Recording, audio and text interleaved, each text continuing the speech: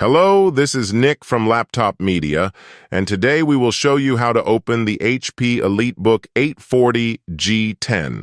To access the internals, you have to undo just 5 captive Phillips head screws. Then, pop the bottom panel in the zone behind the hinge cover to create a gap between the base and the plate.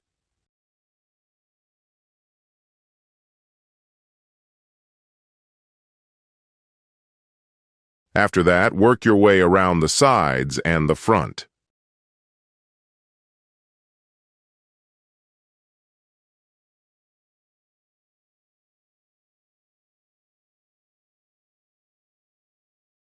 Please remember, it would be of great help to us if you just hit the like button and subscribe to our channel.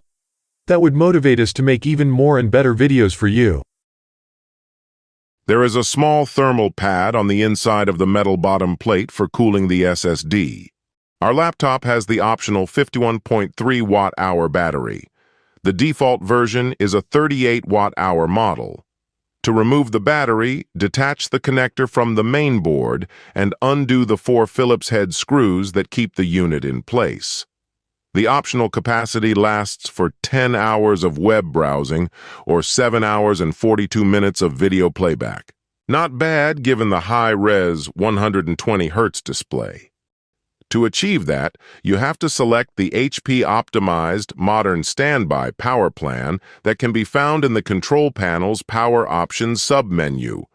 Also, you have to apply the Balanced preset in the Windows Power and Battery section.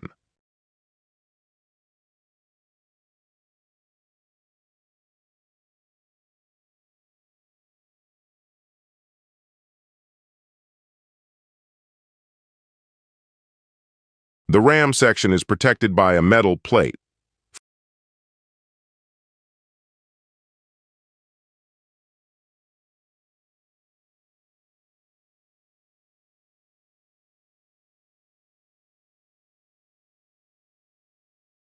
For memory upgrades, there are 2 SODIMMs.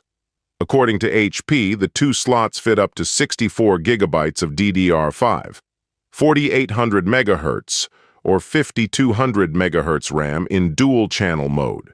However, since the CPU can support up to 96 gigabytes, this laptop likely wouldn't have issues running a larger amount of memory than the official manufacturer's specified limit. Here, the memory sticks are rated at 5600 MHz, but they operate at 4800 MHz. Below the cooling fan, you can see the W1 slot for optional LTE or 5G connectivity. Storage-wise, you get only one M.2 slot for 2280 Gen 4 SSDs.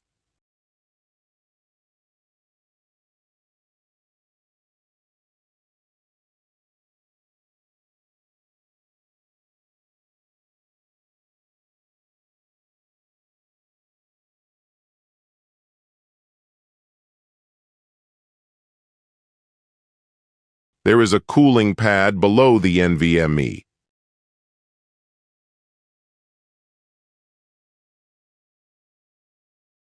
The cooling system looks good for an iGPU-only laptop. It has one large fan, a pair of heat pipes, one top-mounted heatsink, and a heat spreader.